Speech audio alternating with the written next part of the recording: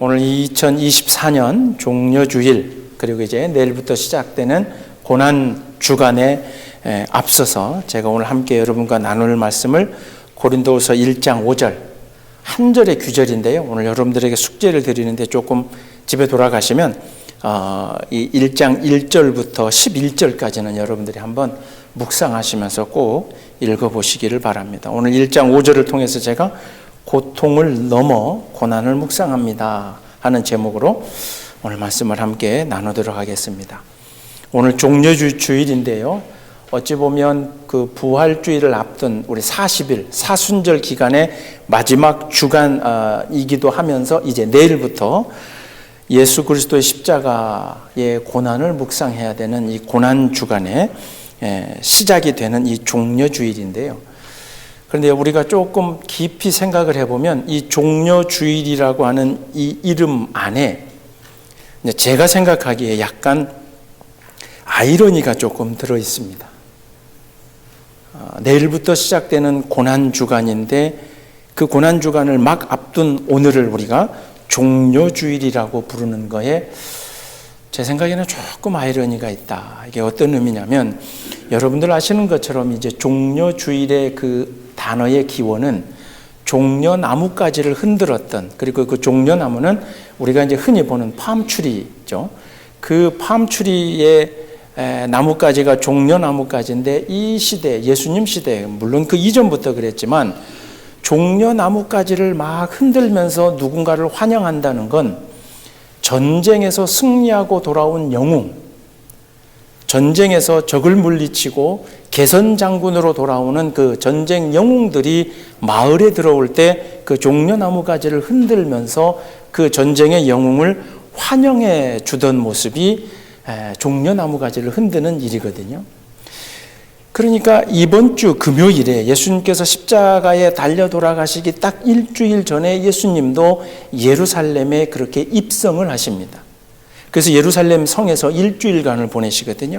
그러니까 예수님께서 일주일 전, 즉 돌아가 십자가에 매달리시던 날이 금요일이라면 그 딱 일주일 전 금요일에 예루살렘에 이렇게 들어가실 때 마태복음 21장, 마가복음 11장, 그 누가복음, 요한복음에서 같이 공통으로 기록하고 있는 건 많은 사람들이 모여서 종려나무가지를 흔들면서 호산나 다윗의 자손이여 그렇게 하며 그 예루살렘에 들어오는 예수 그리스도를 환영했다는 그 말씀을 여러분들이 읽어보셨을 겁니다. 아마도 예수님이 예루살렘에 들어오시기 전에 그 인근 지역에서 병을 고치고 귀신을 물리치고 그리고 항상 가난하고 약하고 어렵고 힘든 자들과 더불어서 함께 하셨던 그 모습에 때로는 많은 사람들이 저 사람이 정말 메시아일 수도 있겠구나, 아마 그런 생각을 했던 것 같아요. 그래서 예수님이 십자가에 달려 돌아가시기 일주일 전 금요일에는 이 종려나무 가지를 가지고 호산나 다윗의 자손이여 그렇게 환영하고 찬양을 했지만 정확하게 일주일 뒤에, 그러니까 이제 우리가 이번 주 금요일 날 성금요일로 묵상하는 정확히 일주일 뒤에 예수님이 십자가에 달려 돌아가실 그 순간에는 일주일 전에 그 나무가지를 흔들면서 호산나 다윗의 자손이여라고 외치던 사람은 온데간데 없고 그들 중에 일부는 아마도 그 입술을 가지고 예수를 찬양했던 그 입술을 가지고 저자를 죽여라, 강도 말고 꼭 저자를 죽여라, 저 예수를 죽여야 된다, 그 외침이 일주일 만에 그들의 입에서 바뀌게 되는 장면이 사실은 이 이번 고난주간에 일어났던 일이거든요. 그러니 어쩌면 종려주일이라고 하는 이 명칭 안에 담겨있는 종려나무가지를 흔드는 그 영광된 전쟁의 영웅을 환영하는 그 모습과, 그러나 정확히 일주일 뒤에 바로 그 입술로 예수를 저주하고 비난하고, 아니 혹 저주와 비난은 안 했을지라도 예수가 쓸쓸하게 마지막에 그 죽어가는 그 모습 속에서 일주일 전에 저 뒤에서 혹시 숨어서라도 이 종려나무 가지를 흔들었던 그 누구도 예수님 십자가 밑에서 이분은 죄가 없는 사람입니다, 이 사람이 죽어서는 안 됩니다라고 심지어 예수의 따라다녔던 12명의 제자 가운데 첫 번째라고 하는 베드로도 그 십자가 밑에는 없었다는 거죠. 불과 일주일 사이에 벌어졌던 일인 거죠. 그래서 저는 항상 종려주일이면서 이제 이번 한 주간을 고난주간으로 여기면서 이 두 가지를 볼 때마다 십자가를 대하는, 그리고 때로는 우리가 신앙생활을 한다고 하는 우리의 신앙 고백, 그리고 우리의 믿음 생활의 이중적인 모습을 그대로 담고 있구나. 내 형편과 처지가 그래도 될 만하면 하나님을 내가 찬양하고 그 이름을 높이는데, 그것이 조금만 나에게 불편하고 조금만 나에게 뭔가 맞지 않으면 저자를 죽여야 된다라고. 아니, 그 이야기는 안 했을지라도 십자가 곁에서 남아서 끝까지 그 편에 서지 않고 그냥 그를 홀로 놔두게 되는 우리 신앙인들이 가지고 있는 어떤 이중적인 모습을 아마 저와 여러분은 이번 한 주간 진지하게 고백해야 될 줄로 믿습니다. 그래서 고난주간이 되면 여러분 가운데서도 그러시는데요. 특히나 이 금요일이 되면, 성금요일, 예수님이 십자가에 달려 돌아가신 그날이 되면 아마 여러분들이 많이 그렇게 하셨을 겁니다. 아이, 금요일 하루 정도는 내가 금식해야지. 내가 금요일 하루 정도는 금식해서, 그리고 그 금식하는 시간에 내가 기도도 하고 또 그 금식하는 걸로 헌금을 만들어서 또 내가 다음 부활주일에 헌금을 해야지. 그 목회자적인 마음으로는 그렇게 금요일 하루 동안 금식하시고 예수 그리스도의 그 고통을 묵상하시는 것 참 좋은 일이고 아름다운 일인 것 같은데, 오늘 설교 말씀을 다 듣고 우리가 한번 진지하게 여러분들이 생각해 봐야 될 것은, 예수 그리스도가 십자가에 달려 죽으셨던 그 육체의 고통만을 따라하는 것이 우리 믿음의 한계라면 우리는 참된 예수 그리스도의 제자, 그리스도의 자녀가 될 수 없습니다. 그가 겪으셨던 저 십자가 위에서 그도 육체의 고통을 겪었으니, 그러니 나도 그냥 그날 하루만큼이라도 내 육체의 고통을 좀 가해야지 라고 하는 것이, 저 십자가 위에서 우리를 위해서 죽으신 예수 그리스도가 그래, 나도 이 육체의 고통을 당했으니 너도 육체의 고통을 당하라, 그런 마음을 가지신 예수 그리스도일까? 저는 진지한 질문을 던지게 됩니다. 하나님께서는 생명이 있는 모든 생명체에게 고통을 주십니다. 기독교 영성가라고 하는 C.S. 루이스가 그렇게 이야기합니다. 고통은 변장한 하나님의 축복이다. 고통은 그 모습을 살짝 바꿔놓은 변장한 하나님의 축복이다. 중요한 것은 살아있는 모든 것은 고통을 다 겪게 되는데 그 고통에서만 끝나면 동물과 우리가 다를 바가 없다는 거죠. 여러분들은 성경을 많이 읽으시느라고 TV를 잘 안 보시는지 모르겠지만, 저는 한국에 있을 때 예능, 지금 없어졌어요. 1박 2일이라고 하는 프로그램을 굉장히 좋아했어요. 주일 예배 다 끝나고 주일 저녁이면 그 방송 보는 게 유일한 낙이었어요. 그 1박 2일 에피소드 중에 한 에피소드가 이런 게 있어요. 그 멤버들이 두 팀으로 갈라졌어요. 뭐냐면 물고기가 고통을 느낄까 안 느낄까, 이걸 가지고 짜장면 내기를 합니다. 물고기가 고통을 느끼냐 안 느끼냐. 고통을 안 느낀다고 하는 편에 강호동 씨하고 이승기가 물고기는 척추동물이 아니니까 고통을 못 느낀대. 다른 사람들은 아닌데 고통을 느낄 건데 하고 짜장면 내기를 했습니다. 누가 이겼을까요? 아마 여러분들 확실히 안 보신 것 같아요. 팁을. 물고기가 고통을 느끼느냐 안 느끼냐 이 두 가지 가지고 싸웠는데 결론은 이겁니다. 이제 여러 지인들을 막 전화도 하고 이래가지고 자연과학자 또는 뭐 시인 또 치과의사 이런 사람들하고 다 전화하고 인터넷에 찾아서 나온 결론은, 특히 마지막에는 시인의 시적 감성적인 표현까지 사용해서 살아있는 모든 것은 고통을 느낀다. 결국 살아있다는 것은 우리가 몰라서 그러지, 심지어는 동물뿐 아니라 식물까지도 고통을 느낀다. 우리가 직접 물어보진 않아서 그 식물들이 아픈지는 모르겠지만 그 이야기 속에 담겨 있는 중요한 의미는 세상을 창조하신 하나님께서는 살아있는 모든 생명체가 고통을 느끼게 창조하셨습니다. 그러나 다른 생명체와 달리 하나님의 형상으로 창조됨을 받았다는 우리는 똑같이 고통의 수준에서 머물러 있으면 우리는 짐승과 다를 바가 없는 거예요. 표현이 죄송하지만 동물과 다를 바가 없는 거예요. 식물과 다를 바가 없는 거예요. 그냥 우리의 외형이 하나님의 형상을 닮아 태어났다는 것이 아니라 우리에게, 인간에게 하나님이 특별히 우리에게 주신 그 거룩한 당신을 닮은 품성 가운데는 내 육체의 고통을 넘어 이 고통이 고난으로까지 승화될 수 있게끔 우리에게 특별한 하나님의 형상을 부어넣어 주신 거다. 그러면 목사님, 도대체 고통과 고난이 뭐가 다릅니까? 고통은 나에게 내가 실수를 했던, 내가 뭔가 잘못했던, 아니면 내가 뭔가 사고가 일어났던 여러 가지로 우리에게 고통이 일어나지 않느냐. 그러나 고난은 내가 그 고통을 당해서도 안 되고 당할 이유도 없고 그 고통은 나와 아무 상관이 없음에도 불구하고 내가 스스로 자원해서 그 고통을 나의 고통으로, 그리고 그 사람들, 다른 이들을 위해서 그걸 내가 직접 내 몸과 마음과 모든 것으로 그의 고통을, 그 다른 사람의 고통을 나의 고통으로 짊어지는 것,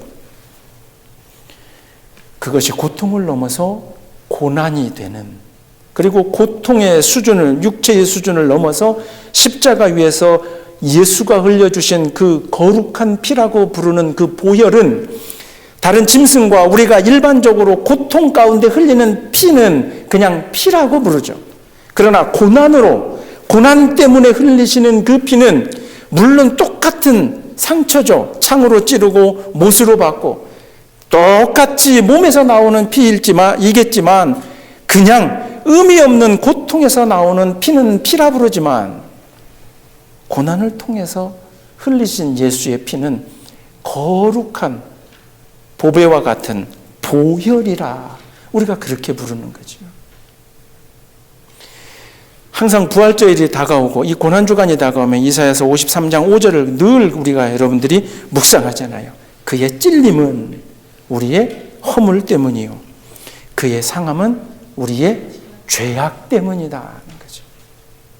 그의 찔림이 우리의 허물 때문이요, 그의 상함이 우리의 죄악 때문이다. 즉 예수 그리스도가 흘리셨던 그 거룩한 보혈은 그냥 옆에 있던 강도들이 그들이 저질렀던 죄에 합당한 죄값을 받으며 흘리는 몸에서 나오는 피가 아니라 죄 없으시고 매달리셔서는 안 되시고 아무런 죄 없으신 이가 자기를 죽이는 그들을 향해서, 자기를 찌르는 그들을 향해서도 흘려주신 거룩한, 고난 가운데 흘리신 거룩한 피로 우리는 예수 그리스도의 보혈이라 그렇게 부르는 것이죠.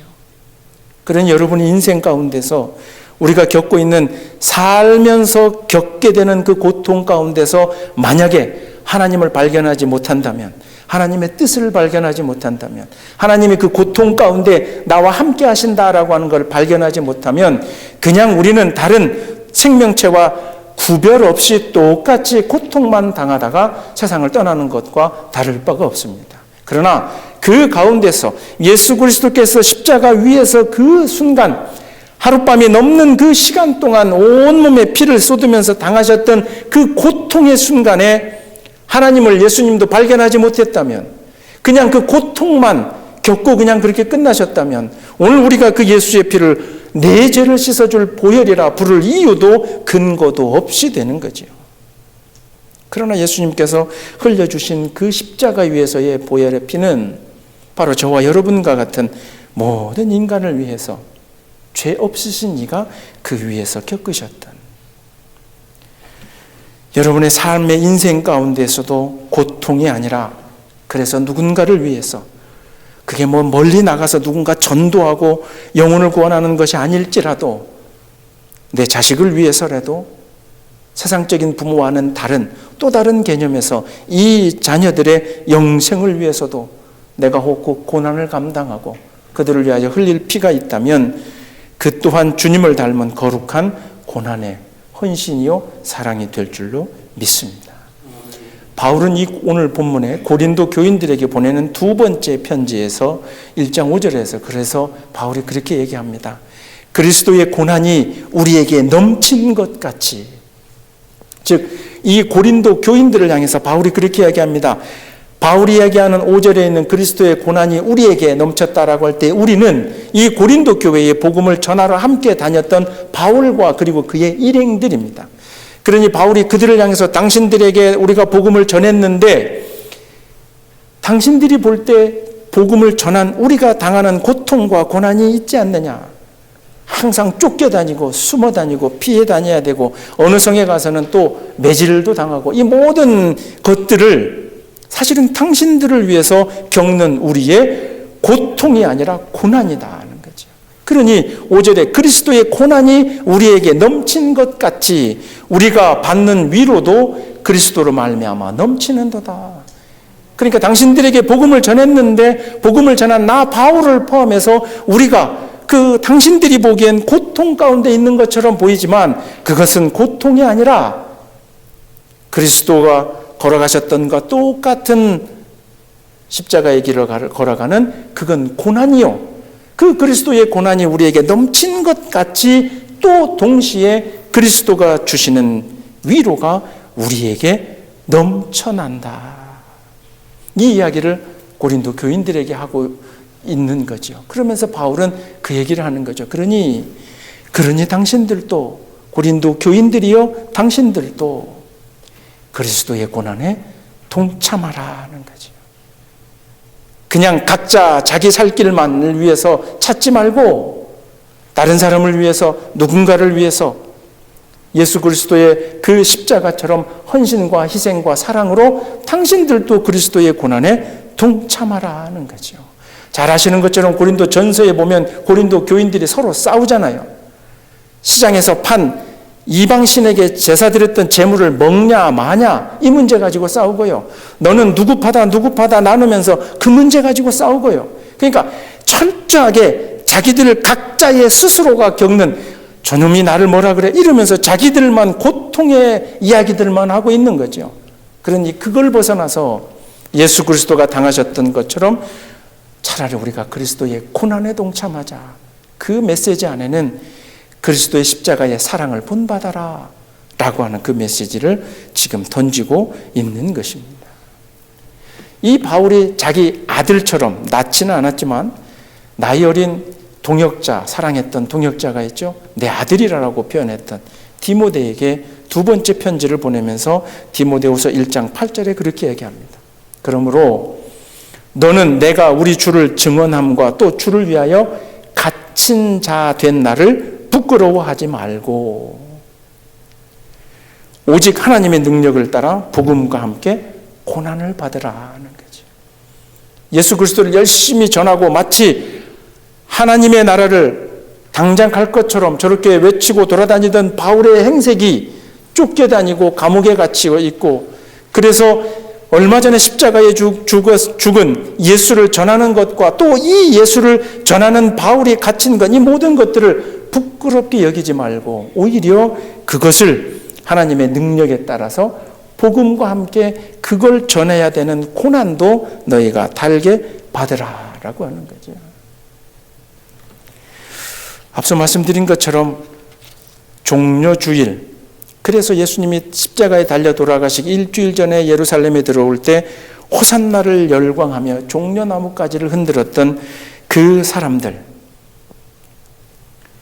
아마도 예수님은 육체의 고통보다도 그 십자가 위에서 주님이 바라보셨던 것은 일주일 전에 자기를 환영했던 다윗의 자손이여 라고 환영했던, 그러나 지금은 눈앞에서 저자를 죽여라, 예수를 죽이라라고 그 입술이 완전히 바뀌어버린 그들을 보면서 지금 로마 병사들이 찌르는 칼과 창과 묶여있는 그리고 박혀있는 손바닥에 못의 고통이 아니라 주님은 분명하게 그 자리에서 고난을 당하고 계시는 거죠. 심지어는 자기의 제자들마저도 그 곁을 지키지 아니하고 멀리 도망가 버렸으니 그 위에서 예수님이 겪으셨던 그 육체의 고통 얼마나 아프셨을까.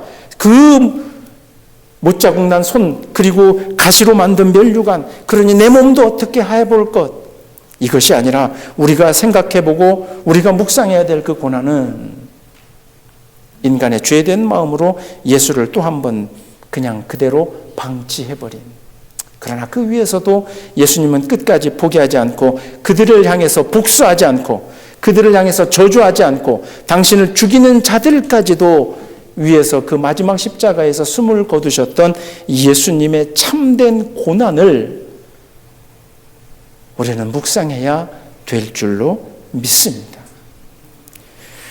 그러니 저는 이렇게 이야기하고 싶어요. 고난주간이다 이렇게 이야기하는 그 단어 안에 제발 우리가 고통주간으로 여기지 말자고요. 그래서 목사님 그래도 매년 금요일이 이 고난주간의 금요일이 되면 제가 금식을 했는데요. 그거 하지 말라는 얘기가 아니라 아마 하실 수 있다면 이런 것은 어떤가 제가 제안을 해드리는 거죠. 그게 뭐냐면 내 육체를 괴롭히는 그 하루 동안의 고통의 금식이 아니라 만약 하실 수 있고 기회가 되면 내 시간과 내 돈과 내 물질과 내 모든 것을 사용해서 믿음이 연약한, 아니 믿지 아니하는 다른 한 영혼이, 한 형제가 혹시 사랑하는 가족이 있다면 그를 데려다가 이번 주 예를 들면 금요일 날 그와 함께 내가 돈과 시간을 다 써서 그 구원해야 될 그 사람과 함께 금요일 날 내가 실컷 먹고 마시는 그런 배부른 하루를 보낸다 하더라도 저 십자가 위에서 예수 그리스도께서 이놈이 나는 여기서 죽었는데 너는 배불리 먹냐, 그렇게 주님께서는 우리를 향해서 비난과 비판하지 않으실 거다 하는 거죠. 오히려 그 반대로 내 시간과 돈과 물질은 사용하지도 않으면서 단 한 명의 영혼이라도 구원하기 위해서 그들을 붙잡고 그들 곁에 다가가지도 않으면서 그냥 성금요일이 됐으니 내가 오늘 하루는 나의 거룩함을 위해서 내가 금식한다 하면서 거룩한 척하고 있는 나의 모습을 바라보면서 아마 예수님은 더 가슴 아프지 않으셨을까. 이 설교를 앞뒤를 다 자르고 들으면 큰일 납니다. 우리 목사님은 금요일 날 파티를 하래, 사람들 데려다가 잔뜩 먹고 마시래. 그게 아니라 그런 기회가 된다면 그렇게 하루를 금식하면서 육체의 고통마저도 예수와 동참하는 그 얼마나 아름다운 일입니까? 그러나 어찌 보면 그거보다 더 주님께서 기뻐하시고 주님이 짊어졌던 십자가를 따라가는 길은 그냥 내가 하루 그냥 스스로 괴롭힘을 당하는 것이 아니라 한 명의 영혼이라도 구원하기 위해서 내 시간을 쓰는 것도 고통이죠. 내 돈을 쓰는 것도 고통이죠. 그들과 더불어서 뭔가 의미 있는 시간을 보낼 수만 있다면 그저 그냥 거룩한 척, 뭔가 슬픈 척하는 고난주간이 아니라 진정한 고난주간이 되면 그 사람들과 함께 할 수만 있다면 하나님께서 더 기뻐하실 줄로 믿습니다. 이사야서 49장 13절에 그럽니다. 하늘이여 노래하라, 땅이여 기뻐하라, 신들이여 즐거이 노래하라. 여호와께서 그의 백성을 위로하셨은즉 그의 고난당한 자를 긍휼히 여기실 것임이라. 하나님의 이름으로 고난당하는 자들을 위해서는 하늘과 땅과 모든 것이 함께 기뻐하며 찬양하고 거룩히 여긴다 하는 거죠. 그냥 스스로 이건 나의 고통이다 라고 여기는 그 고통의 수준이 아니라 그것이 다른 의미로 고난이 되는 하나님의 뜻에 합당한 고난을 겪는다면 그것은 축복과 기쁨의 대상이 되는 고난이요, 그것 없이 나 혼자만 거룩한 척하는 것은 그냥 근심, 걱정, 괴로움 정도 육체의 고통으로 머무는 이 고난주간의 수준이 될 수밖에 없다는 거죠. 이번 한 주간 양우리교회 성도들이 지켜나가는 고난주간은 굶으면서 슬픈 척 그리고 괴로운 척 하면서 나의 거룩함을 챙기는 그런 고난 주간, 고통 주간이 되지 마시고 이번 한 주간 참된 고난 주간이라면 주님이 십자가 위에서 나를 짊어지셨던 것처럼 이번 한 주간 내가 어느 특정한 그 사람을 위해서만이라도 내 시간과 돈과 물질과 모든 걸 다 써서라도 그 사람과 좀 함께 해야 되겠다. 그렇게 여러분을 희생할 수 있는 이 고난 주간이 되시기를 주님의 이름으로 축원합니다. 그러니 이 고난 주간에 우리가 근심하고 걱정해야 될 일은 예수님이 겪으셨던 육체의 그 고통이 얼마나 아프셨을까 그걸 가지고 우리가 근심하고 걱정할 게 아니라 우리의 신앙생활 가운데 단 한 번도 내가 고난 당한 적이 없다면 그것을 부끄러워해야 됩니다. 내 살아온 인생 과정 속에서 단 한 번도 어떤 다른 영혼을 위해서 그 누군가를 위해서 내가 헌신하고 희생하고 내가 손해나고 내가 물러나고 내가 지고 내가 패배하고 내 모든 것을 다 억울하고 아픔이 있어도 그 사람을 위해서 내가 그냥 고통을 겪어내겠다라고 하는 우리 신앙생활 가운데 여러분들이 겪어본 그런 고난이 단 한 번도 없었던 것을 차라리 우리는 두려워하고 걱정하고 근심해야 될 줄로 믿습니다. 예수 그리스도 앞에서 함께 모여 예배드리는 같은 성도가 이처럼 서로가 서로를 위해서 겪지 않아야 될 고난을 자원해서 스스로 그 영혼들을 위해서 겪어 나간다면 그 고난을 자기의 것으로 받아들인다면 어찌 하나님이 이 제단을 축복하지 않을 수 있겠느냐 하는 거죠.